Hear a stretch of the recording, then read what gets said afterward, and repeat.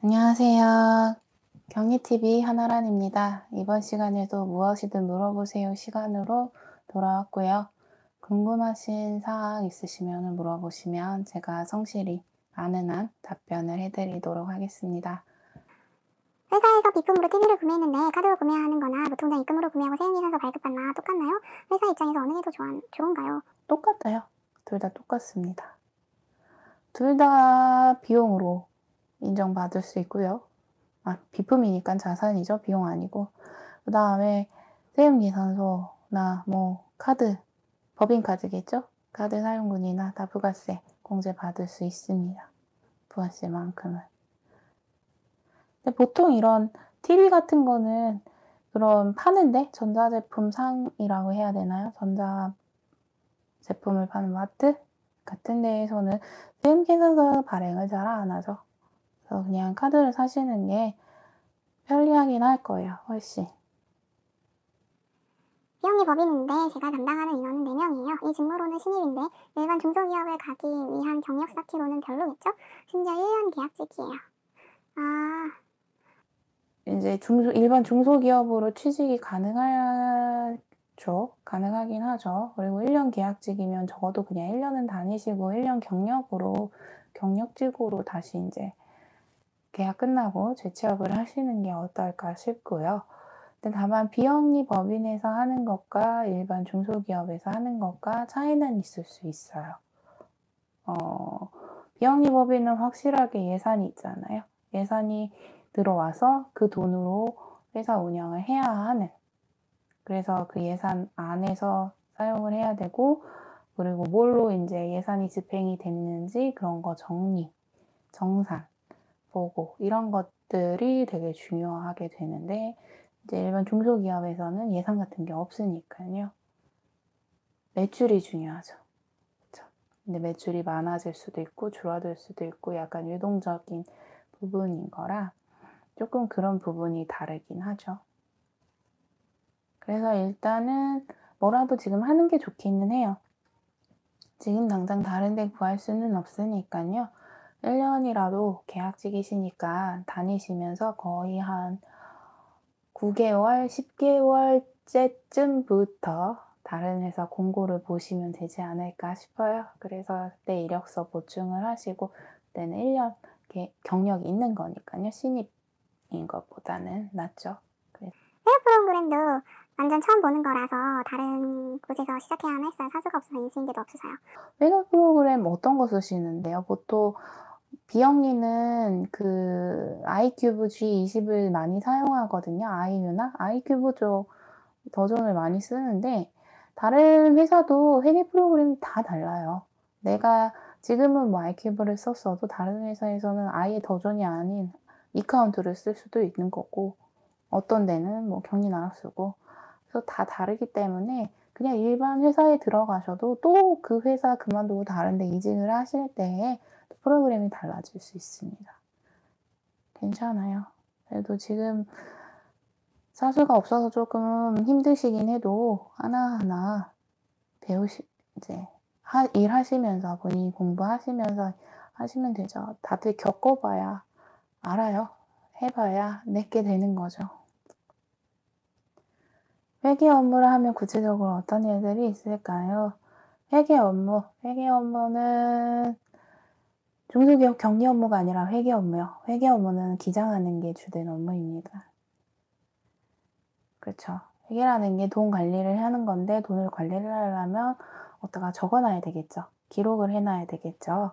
얼마가 들어오고 얼마가 나갔다 이런 식으로. 그래서 이런 것들을 단순히 그냥 가계부 적듯이 이런 걸로 하는 것을 단식북이라고 하는데 그렇게 정리를 해놓는 회사도 있기는 해요. 근데 그거를 회계사무실에서 복식북이로 바꿔서 분기를 해서 기록을 해놓는 거예요. 분기를 그러면은 옛날에는 일일이 장부에다가 적었겠지만 요새는 다 프로그램으로 전표 입력을 하는 거죠. 그래서 분기를 할 줄 알아야 돼요. 그래야 회계를 안다라고 할 수가 있습니다. 다른 직무는 그래도 취업하면 같은 직무로 이직할 시 경력이 될 것 같아요. 1년 들어가서 기장 열쇠 세무신고하는 회산치도 중요하고 경력되는 일을 해야 한다는 스트레스가 있어요. 그렇죠. 일단은 이게 물경력이 될까 봐 이 말씀하신 것도 맞고요. 이게 이 회사에서는 뭐 아까 말씀드렸던 것처럼 격리 업무가 100 이라고 치면은 내가 지금 다니는 데서는 한 50 밖에 안 하는 거죠. 근데 다른 데로 이직을 했을 때 다른 데에서는 100% 120%를 할 것 같은 이런 겁이 날 수가 있죠. 근데 그 회사에 들어가 봐야 아는 거니까요. 일단 들어가야 되겠죠. 근데 진짜 들어갔는데 막 100% 120%를 한다라고 하면은 멘붕이 오긴 하죠. 그러면 인제 내가 내 커리어를 높이기 위해서 노력을 하셔야 돼요. 내 발전을 위해서 공부도 하셔야 되고 그런 걸로 저한테 많이들 찾아오시는 경우도 있으세요. 이제 제 수업을 받으시는 분들이 되게 다양하거든요. 완전 초보만 들으시는 분도 주로 계시긴 하지만 경력이 있으신 분들도 오세요. 왜냐하면 자기가 무경력이라고 생각이 들기 때문에 요번에 이직을 하는데 걱정이 돼요. 거기서는 뭐 이것저것 막 다 한다고 이렇게 공고에 나와 있고 막 그래서 걱정이 돼서 인제 저한테 오시는 경우도 많고 그런데 그러면서 단계별로 내가 내 커리어를 높여서 발전해 나가는 거죠. 너무 겁먹지 마시고 일단 부딪혀 봐야지 알아요. 부딪혀 봐야 내가 모르는 게 뭐가 있고 부딪혀 봐야 내가 부족한 게 뭐가 있는지 '내가 이 부분을 쪼끔 더 해야 되겠구나.' 이런 식으로 알 수가 있어요. 지레 겁먹고 아예 포기를 해 버리면은 더 이상 나아갈 수가 없는 거잖아요. 저희 회사가 설립된 지 2년째에서 이제 회계 기수 2기인데 2기 중에 스마트를 도입을 했어요. 얼마 전 회의 중에 일기 전표를 다 입력하지 않고 정기 재무제표를 스마트에 입력하자고 결정이 나서 입력을 하려고 했더니 정기분 거래처 잔액 내역을 못 받았는데 정기 재무상태표, 정기 손익계산서 등등을 입력하는 걸로 대체해도 될까요?